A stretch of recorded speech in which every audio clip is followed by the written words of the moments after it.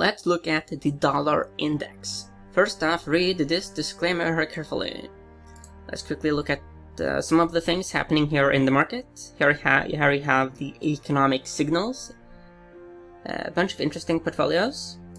Okay, let's first look at the seasonality of the US dollar. Okay, so this is the USD to dollar index. This is the percentage of months in which the US dollar closed higher than it opened between 2001 and 2020. You can see that October, the next month, is a bit mediocre, but November historically is very strong. Even when we go further back to the 1990s, you can see that November is strong. So there is strength in November. That's interesting. Let's look at it against gold, reflected through the GLD ETF. Well, then we didn't get a bunch of years. Here we are looking at the US dollar against the gold over the last 20 years. So you can see that US dollar, it tends to somewhat outperform gold in this period, but it is not strong though. October, November, it's like 58% of the time it outperforms gold. If we go further back, there is some strength in October and November, but it is close to 50-50. So let's now look at the charts. So now I look at the DX, the US dollar index futures. So here we go way back here to 1986. So you can see that, weekly data points, there's been massive waves. As you can see, the US dollar, it tends certainly to move in these major cycle patterns, which we have talked about a lot. The great thing about securities that move in cycle patterns is that you can be long and other times you can be short. But there's quite clearly a pattern. One of the things I think we should look at first here is actually what happens during bear markets and bull markets alike. So here you have the dot-com bubble, which was actually bullish for the US dollar, but then it reaches a top around here 2001, 2002, and then it completely unravels. And this weakening of the US dollar, it continued way here into 2008, which was actually, it is interesting that we did see a strengthening of the US dollar here during some of the worst periods of the financial crisis, but it was still quite far away from the highs. But ever since that period, we've had a significant strengthening. Here it strengthened 44%. It currently is hovering around a 29-ish% gain from these lows. So if you look at the more recent development, you see something quite interesting. There are these quite clear up and down cycle patterns. Of course, they are not like perfect cycles. They do differ in size. You have some major cycles, some smaller ones, but there is quite clearly some cyclicality here. What's interesting is that we have recently had a quite significant downward cycle. So you have a rising phase and then you have a declining phase. When we look at the history of the US dollar, when you catch the bottom of a declining phase, there can be a quite significant rally. If you take this rally here as an example, this was 8%, and that can be quite meaningful in the forex market because of the leverage.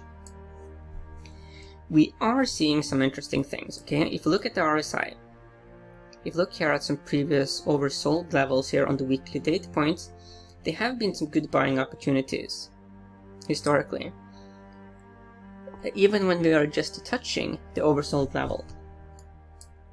We did do that here. So here we did touch the oversold level, and there certainly seems to be a bit of a bounce in development here. Does this mean that we're going to see something like this or this? Obviously, that's very difficult to make that call.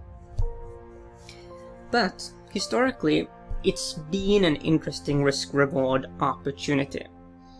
And so, given that bears have had quite the pounds here on the US dollar, it makes sense that we would at least have a bit of a rising phase. Even if we do get the rising phase here now, there's going to be tremendous turmoil in this region. You can see here that this is a major battleground, so that's certainly something to be expected. But yeah, I would lean somewhat in the bullish direction here. If you look here at the correlation with the S&P 500, it is 22%, but if you look here at the daily data points, all of a sudden we have a minus 29% negative correlation between the US dollar in a basket of currencies, and that is the US dollar against the basket of currencies. But basically you can see here that there is this negative relationship. So that's interesting. There's been a change in the relationship, which means if we do see a strengthening here of the US dollar, that could be very much negative for equity markets. The S&P 500, given the recent relationship, they have quite strongly minus 80, well 79, but approaching minus 80% negative correlation. That's pretty strong. So there certainly is a link there. They can decouple because we do get to the weeklies, as we saw. That's a 22% positive relationship longer term. So that's something to keep our eye on. We are seeing something that looks a bit like a rounding bottom in development. That's interesting. That speaks also to the potential bullish resolution of this pattern. Yeah, so I would lean speculatively here towards the bullish side. But that would be with the perspective that this security tends to move in these rise and declining cycles. After a major multi-month declining cycle, at least some rising cycle is to be expected. We do have this quirky relationship.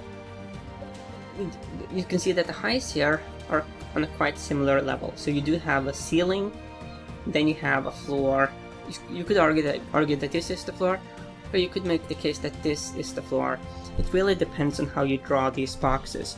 I personally prefer to draw these consolidation boxes such that as many data points as possible, key data points, touch each other. This is one of the quirky things about trend channels and these boxes and all of the stuff people can paint on a chart, trend lines, you name it. The more data points are touched by the line, the more reliable it is. As an example, let's say that we make a trend line here and we touch like from here to here. From this period to this period, there are many data points, as you can see. Given that we are touching relatively few of all of these data points, it means that from a purely mathematical, statistical perspective, this trend line is quite meaningless. A more meaningful trend line would be something like, maybe even a bit higher, maybe something along this. This trend line here is more meaningful because there are more data points here being connected. So that's a key thing to think about when drawing trend lines.